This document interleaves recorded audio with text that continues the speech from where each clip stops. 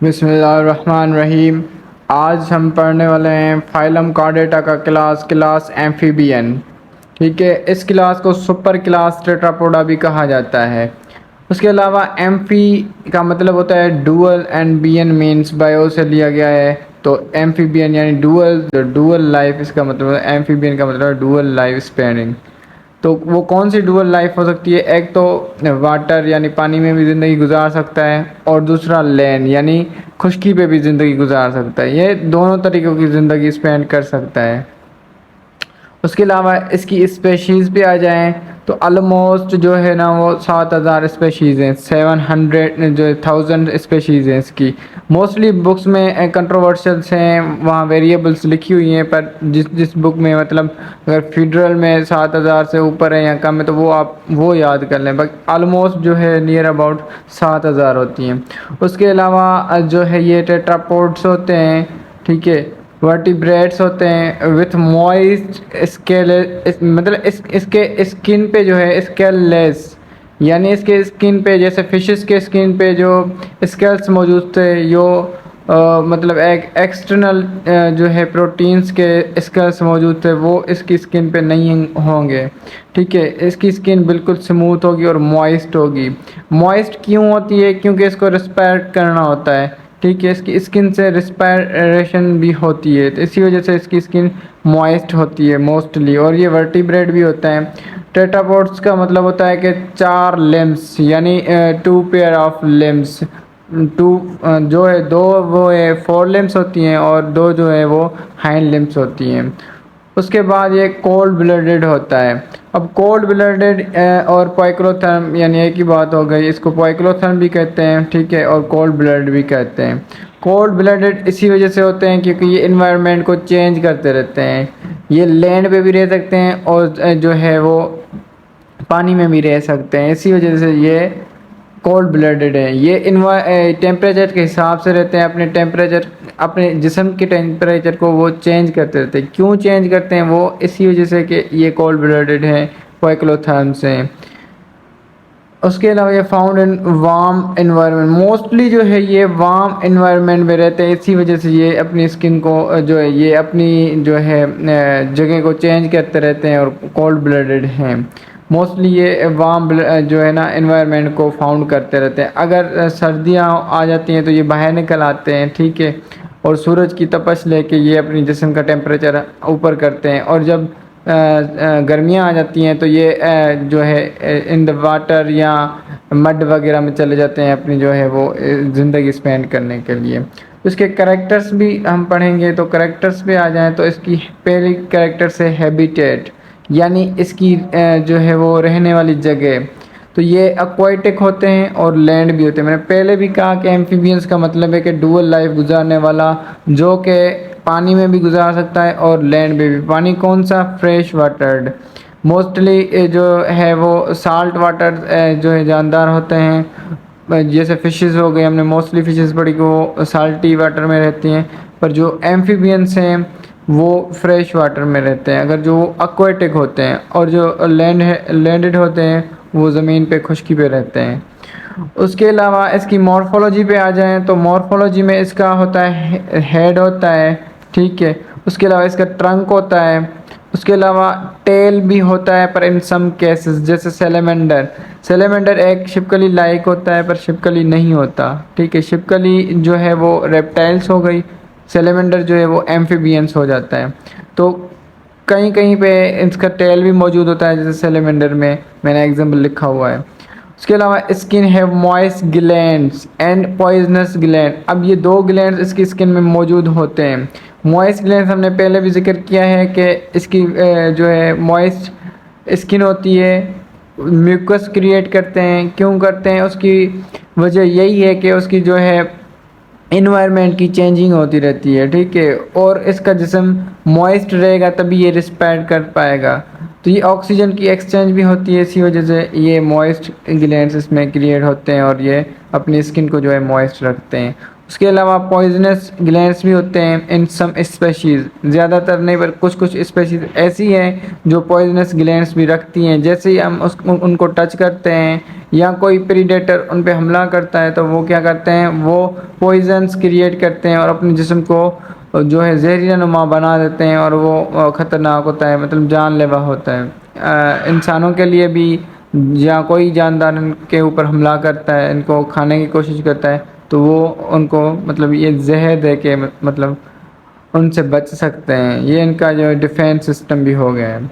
उसके अलावा रिस्पायरेशन पे आ जाएं तो गिल्स होते हैं, ठीक है, इन लार्वा। ये जब लार्वा की हालत में होता है, ये पानी लार्वा होता है पानी में, वाटर में रहता है, ठीक है। लार्वा पानी में रहेगा तो जाहिर सी बात है उसको गिल्स होंगे। या यहाँ पे जो करेक्टर है वो फिशेस वाला शो कर रहा है। उसके अलावा ये स्किन से भी जो है वो ऑक्सीजन का एक्सचेंजेस करते रहते हैं, ऑक्सीजन और कार्बन डाइऑक्साइड का। तो हमने पहले भी बताया कि स्किन मॉइस्ट क्यों होती है, इसी वजह से होती है कि क्योंकि उसको ना जो है वो ऑक्सीजन और कार्बन डाइऑक्साइड एक्सचेंज करना पड़ता है, यानी रिस्पायरेशन करनी पड़ती है। तो इस जो ऑक्सीजन से रिस्पायरेशन होती है उसको कीटोनस रिस्पायरेशन भी कहा जाता है। और लैंड पे जो है वो लंग्स की जो है हालत में वो जो है ऑक्सीजन एक्सचेंज करता है। जैसे अडल्ट इंसान में होता है वैसे जो है वो लंग होते हैं, इसके अंदर लंग्स होते हैं, एक पेयर होता है लंग्स का पूरा, तो उसकी जो है ना हालत में जो है ये रेस्पिरेशन करता है, अडल्ट में होता है वो। उसके अलावा सर्कुलेटरी सिस्टम पे आ जाएं तो इसका सर्कुलेटरी सिस्टम क्लोज होता है, ठीक है। उसके अलावा हार्ट का जो है फंक्शन पढ़ लें तो हार्ट 3 चैम्बर्ड होती है। इसके अंदर 3 चैम्बर्ड हार्ट होती है एम्फीबियंस के अंदर। जो 2 हैं वो आर्ट्रिक्यूल्स होते हैं चैम्बर्स, और एक जो है वेंट्रिकल्स होता है, ठीक है। उसके अलावा आखिर किडनी होती है इसकी, ठीक है। ये एक्सक्रिएटरी प्रोडक्ट होता है जो इसका, वो अमोनिया होता है और यूरिया होता है। उसके अलावा नर्वस सिस्टम पे आ जाएं तो इसके 10 pair of the corneal nerve होते हैं, यानी इंसान की निस्बत देखा जाए तो इसके कार्नियल जो है वो कम होते हैं, पर 10 पेयर कार्नियल होते हैं इसके। जो है वो ब्रेन भी होता है, ब्रेन उसके अलावा जो है वो वहाँ से 10 pair of the corneal nerve निकलते हैं जो इसको जो है वो नर्वस सिस्टम पूरा मुकम्मल करवाते हैं। उसके अलावा इसकी सेक्सुअलिटी देखी जाए तो ये यूनिसेक्सुअल होता है। फर्टिलाइजेशन जो होती है इसकी एक्सटर्नल होती है एक्सेप्ट सेलिमेंडर, ठीक है। जो सेलिमेंडर है वो वाटर में जो है वो जो ज़मीन पे जो है ना वो फर्टिलाइज करता है, ठीक है।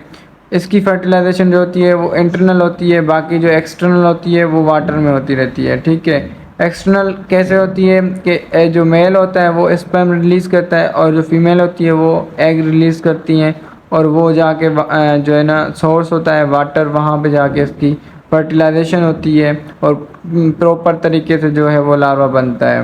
उसके अलावा डेवलपमेंट पे आ जाएं तो इनडायरेक्ट डेवलपमेंट होती है इसकी। अब इनडायरेक्ट कैसे, यानी पहले इसका लार्वा बनता है, उसका शेप अपने अडल्ट से चेंज होता है, ठीक है। उसके बाद जो है ये अपने जो है अडल्ट में चेंज हो जाता है, इसको कहते हैं मेटामॉर्फोसिस, ठीक है। मेटा का मतलब होता है यानी dual nature of the shapes, यानी किसी एक शेप में रह के ये डेवलपमेंट नहीं कर सकता। इसके अगर लार्वा को देखा जाए तो फिशेस के करेक्टर्स भी होते हैं, जैसे हमने पहले पढ़ा कि गिल्स वगैरह क्रिएट हो जाते हैं, उसको टेल भी हो जाता है, ठीक है। मतलब इसके करेक्टर्स चेंज हो जाते हैं।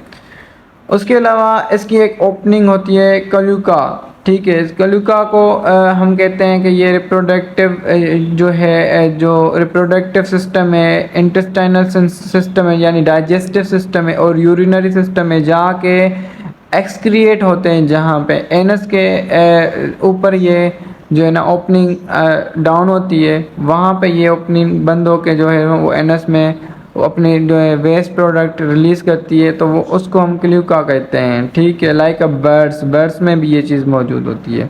उसके अलावा एम्फीबियंस के क्लासेस पे आ जाएं तो इनके 3 क्लासेस हैं विदाउट लिम्स। एपोडा का मतलब होता है यानी इसके पास लिम्स मौजूद नहीं हैं, ठीक है।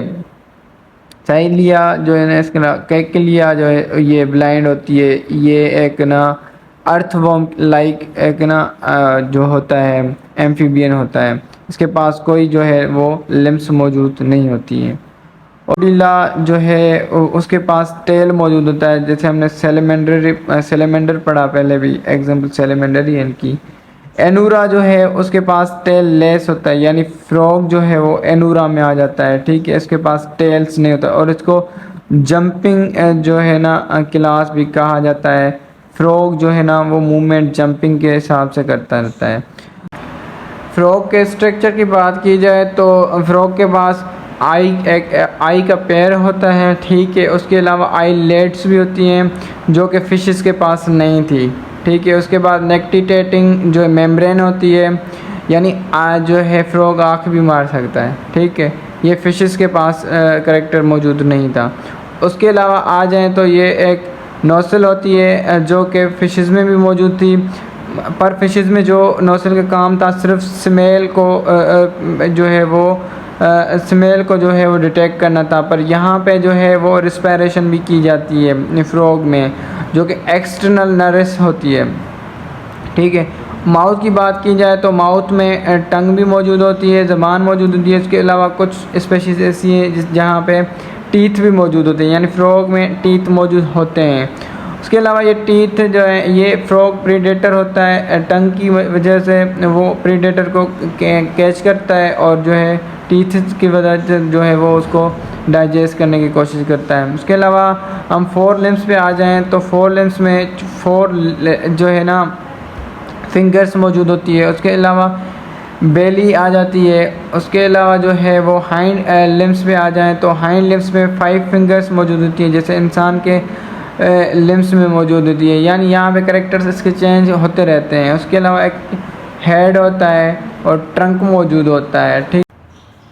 इसका सबसे ज़्यादा जो मेन जो फीचर है ना वो फ्रॉग का वो क्रोमेटोफोर्स है। क्रोमेटोफोर्स जो है वो सेल्स होते हैं, वो बनाते हैं, वो सीक्रेट करते हैं। अब क्रोमेटोफोर्स का क्या काम होता है, वो to give the beautiful colours. जो फ्रॉग्स में आप कलर्स देखते हैं, मुख्तलिफ अक़साम के कलर्स होते हैं फ्रॉग्स में, वो ये जो है क्रोमेटोफोर्स सेल्स की सीक्रेट करवाते हैं, और इसमें ग्लैंड्स भी होते हैं क्रोमेटोफोर्स।